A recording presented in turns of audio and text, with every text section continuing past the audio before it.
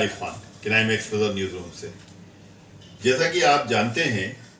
کہ سورت public library کا جو چرچت چناؤ ہوا تھا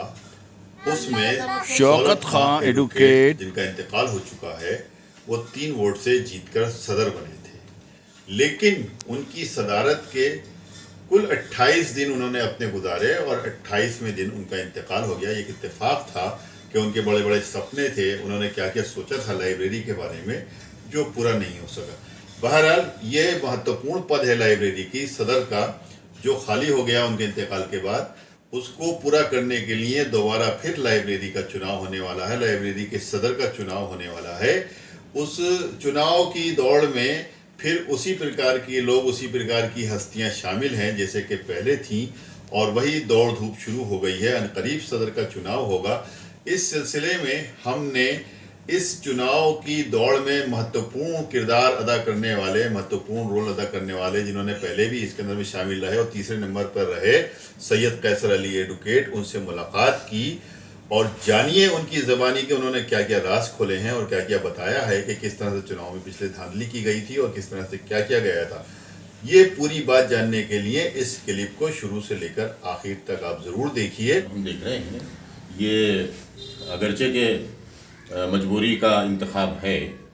لیکن بہرحال اس ادارے کی بھلائی کے لیے، اس ادارے کے ترقی کے لیے یہ انتخاب ضروری ہے، اور ہم اس میں پورے جوش خروش کے ساتھ، پورے جوش جذبے کے ساتھ حصہ لے رہے ہیں، اور انشاءاللہ بہتری کا نتیجہ ہمارے سامنے ضرور آئے گا۔ ایک سیدھا سوال آپ سے، پچھلے چناؤ میں تمام سرگرمیوں سے، شروعاتی سرگرمیوں سے لے کر اور چناؤ کے دن تک جس دن متدان ہوا ہے، یہ ایک خبر بہت عام تھی کہ قیصر میاں چناؤ جیت گئے، قیصر میاں صدر بن گئے، اور پھر بعد میں ہم نے دیکھا جو نتیجے آئے اس میں آپ تیسرے نمبر پر رہے، تو اس کا کیا کارن مانتے ہیں کہ کیا ہوا ہوگا؟ بات آپ کی بالکل صحیح ہے، اور جو باتیں آپ نے اس وقت سنی تھیں یا جو خود بھی مشاہدہ یا دیکھا گیا ہوگا، اس وقت یہ ایک عوامی آواز تھی، لائبریری کے بنیادی ووٹرز کی ایک آواز تھی، ان کی جدوجہد کا وہ نتیجہ تھی، اور چناؤ کے بعد جو نتیجہ آیا اس کے درمیان میں جو فرق آپ نے دیکھا وہ دراصل واقعتاً فرق نہیں تھا، بلکہ وہ قصداً کیا ہوئی ایک سازش کا نتیجہ تھی۔ آپ نے اس دن دیکھا ہوگا، الیکشن کے دن خاص طریقے سے آپ کی بھی نظر وہاں رہی ہوگی، تو وہاں بڑا افراتفری کا ماحول تھا، جی، اور جو بنیادی چیزیں تھیں جس میں کہ آدھار کارڈ کو ضروری قرار دیا گیا تھا، اس کی پابندی قصداً ہٹا لی گئی تھی، اور وہاں بالکل منگل بازار کا سا ایک نمونہ دیکھنے کو مل رہا تھا، اور جو جس کا جی چاہ رہا تھا وہ کر رہا تھا۔ ہم نے اس میں بھرپور احتجاج ان ٹائم کیا، لیکن ہماری بات کو کوئی نہیں سنا گیا۔ اس کی پوری ذمہ داری اس وقت کے الیکشن افسر پر عائد ہوتی ہے جنہوں نے الیکشن کے دن سے لے کر گنتی کے آخر تک اپنا پورا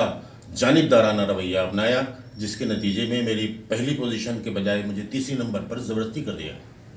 ان کی جو جانبدارانہ پوزیشن تھی وہ کس سائڈ میں تھی؟ سورگی شوکت علی خان کی طرف تھی زیادہ یا کسی؟ یہ ظاہر ہے انتخاب کے نتیجے سے یہی ظاہر ہوتا ہے کہ ان کا جھکاؤ کسی کے دباؤ میں، کسی کے اثر میں، یا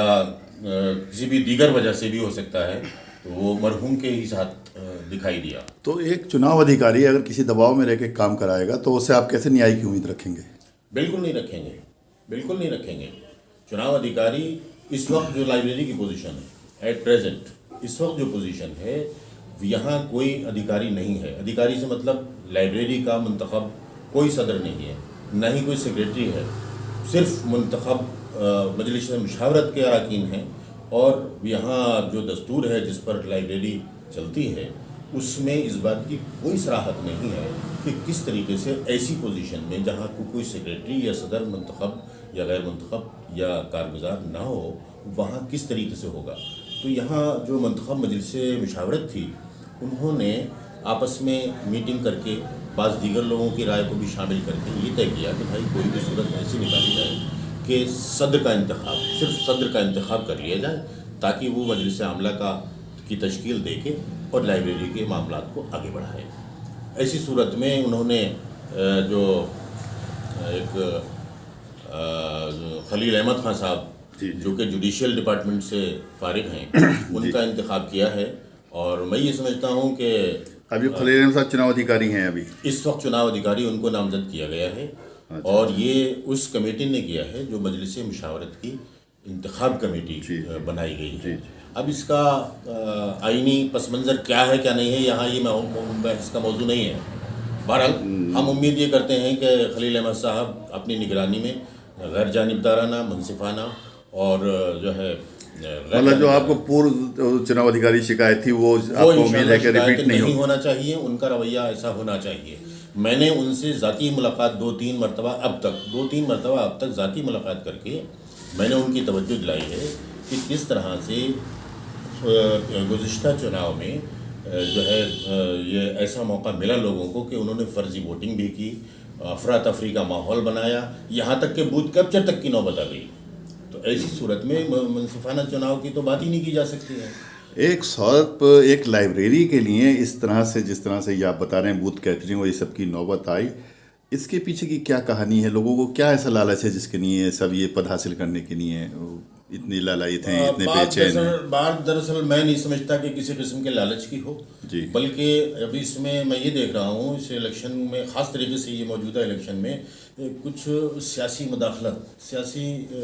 جو ہے پارٹیز کی بھی انوالومنٹ کچھ ضرورت سے زیادہ ہو رہی ہے. اور ان کے پاس جو اپنے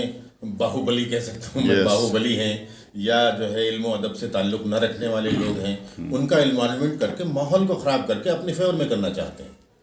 میں سمجھتا ہوں لالچ کچھ نہیں ہوگا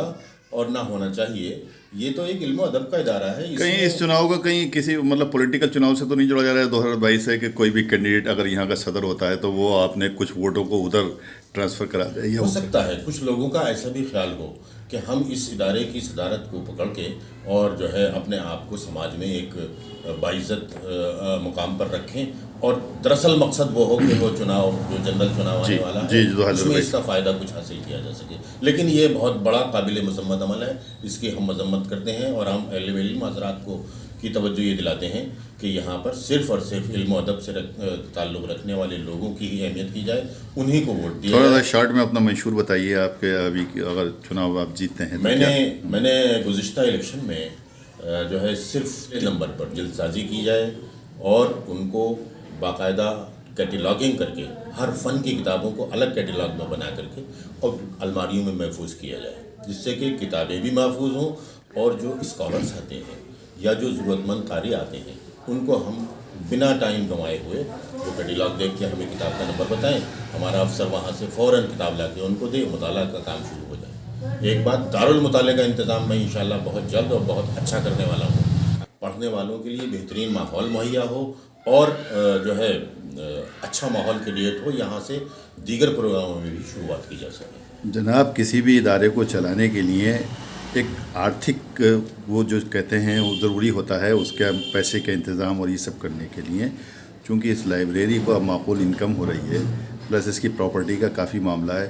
تو اس کو آپ نے اپنے منشور میں شامل نہیں کیا ہے کہ اس کو آپ کے جو پہلے جو گھپلے ہوئے ہیں, کچھ فراڈ ہوئے ہیں, ان کو کیسے اجاگر کریں گے, یا جو انکم اس کی اب جو بڑھ رہی ہے اس کو اور کیسے بڑھائیں گے؟ بالکل صحیح کہا آپ نے. کسی بھی ادارے کو اچھے طریقے سے رن اپ کرنے کے لیے ظاہر ہے جتنا اچھا ہمارے پاس فنڈنگ ہوگی, جتنا اچھا ہمارے پاس آمدنی کے ذرائع ہوں گے, اتنا بہتر سہولیات ہم اس ادارے میں لوگوں کو دے پائیں گے, اس ادارے کی حفاظت بھی کر پائیں گے. اس کے لیے بڑی اچھی بات یہ ہے کہ پچھلے کچھ دنوں سے لائبریری کے آمدنی میں اضافہ ہوا ہے, اور کتنا اضافہ اس میں ہو سکتا ہے اس طرف بھی ہم توجہ دلائیں گے, اپنی توجہ بھی دیکھیں گے, لوگوں کے مشورے بھی لیں گے کہ کس طریقے سے ہم اس کو مزید بڑھا سکتے ہیں. جن معاملات کا آپ نے یہ کہا کہ صاحب اس میں کچھ پراپرٹی کو لے کر جو اس کی پگڑی کی رقم کا جو معاملہ ہے, ہاں جو ہے اس طرح کی بدعنوانیوں وغیرہ کی جو اطلاعات ملی ہیں, میں اس میں دیکھوں گا کہ کس طریقے سے وہ کہاں یہ اس بات کی گنجائش ہے, یا تو یہ لوگ ویسی اصل میں ایسا ہوتا ہے نا کہ بعض لوگ اس کو بنا کسی جانچ پڑتال کے اپنے منہ سے نکال دیتے ہیں اور وہ عام ہو جاتی ہیں چیزیں. اب یہ دیکھا ہی جائے گا کہ واقعی ایسا ہے یا نہیں ہے, سچائی کیا ہے, اور اگر سچائی واقعی ایسی ملی کہ اس لائبریری کا 1 روپیہ بھی کسی نے غلط استعمال کیا ہے, اور جہاں وہ کس کے کون اس کا الزام کیا جا سکتا ہے, کس کو ملزم بنایا جا سکتا ہے, میں یقین دلاتا ہوں آپ کے ذریعے سے کہ میں اس بات کو پوری طرح ایکسپوز کروں گا، پوری طرح اس کی جانچ کرواؤں گا، اور جس سے احتساب کا عمل ضروری ہوگا میں کر کے دکھاؤں گا آپ کو انشاءاللہ۔ میں اس کا 1 روپیہ بھی کسی کے حلق میں زبردستی نہیں ہاتھ۔ دوستو اسی پرکار کی ویڈیو لے کے میں آپ کے سامنے آتا ہوں، پسند آتی ہوں تو لائک کیجئے، شیئر کیجئے، سبسکرائب کیجئے اور بیل آئیکن ضرور دبائیے تاکہ ڈائریکٹ نوٹیفیکیشن آپ تک پہنچتے رہیں۔ نیکسٹ ویڈیو میں انشاءاللہ جلد ملاقات ہوگی، تب تک کے لیے جے ہند۔